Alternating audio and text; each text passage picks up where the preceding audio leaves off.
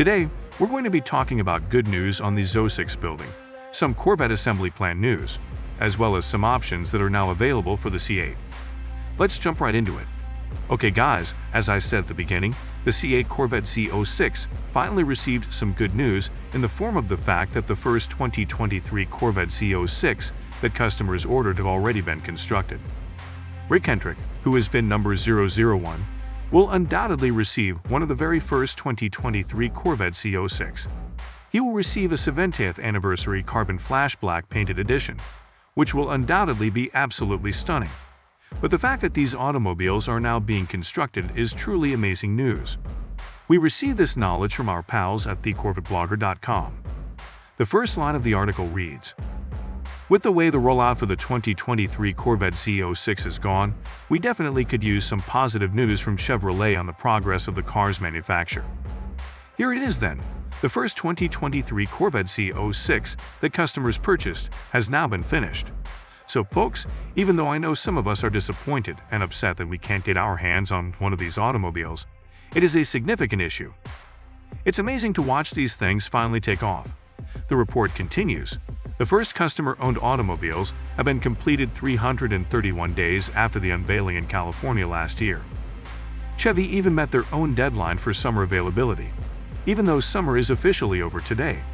Wow! So folks, it's quite crazy that Chevy released these automobiles at the very last second.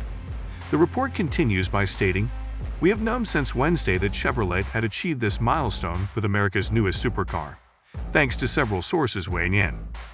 It will become official when the carmaker posts a picture of the first ZO6 Corvette at the end of the production line, which, based on my best judgment, will happen within the next several days." As the post continues, additional ZO6 are slated to be manufactured next week as well. So stay tuned and congrats, as the ZO6's start of regular production is here. Our sources also tell us. So that you have it, guys. These automobiles are actually being produced right now, and a select number of the lucky ones will be receiving them very soon. The good news doesn't stop there, though, so let's move on to the second piece of good news, which is that the embargo on the actual driving impressions will soon be lifted. Now, for those of you who are unaware, some people have already had the privilege of driving the ZO6, and they have started posting videos about it. Amelia is one of them, and they are simply gushing about how wonderful the vehicle is without providing any specifics on their driving impressions due to the embargo. For those of you who don't know what embargo implies, it effectively entails a contract between GM and, say, Amelia or anybody else who owns a ZO6 to ensure that no information is leaked until GM wants it to, which just so happens to be October 3rd. As of October 3rd, all embargoes would have been lifted. Therefore, any interviews, reviews, and driving impressions from anyone who has one of these cars will now flood the internet, giving us a wealth of information about this vehicle. There are a few YouTubers that now own the vehicle. Amelia is one of them, as I previously mentioned. But many of us will want to see the evaluations from more upscale reviewers like Matt Farrow, Randy Probst, and the guys from Savage Geese. A brief video of the ZO6 on a track was released on Instagram by the Savage Geese team, and it fades out after announcing that the review would be published on October 3rd.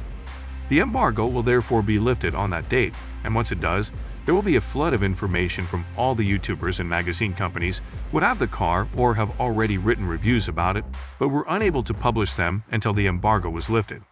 That date is yet less than 3 weeks away. Be ready, people. The information is coming, which is fantastic, since it means that we can all finally understand what it's like to drive one of these vehicles. Sadly, there hasn't really been any change in the availability of these automobiles. So even if it is released, and it is really amazing, we still have to wait a little while. It will be a few more months before we can finally place an order at a dealership and you actually receive an allocation for the car. However, this is still amazing news since we will essentially be driving it via proxy and live through some of the fortunate individuals who were able to get one of these ZO6. The Corvette assembly plant is reportedly operating 2 shifts this Saturday, so other than that, we do have a little bit of good news.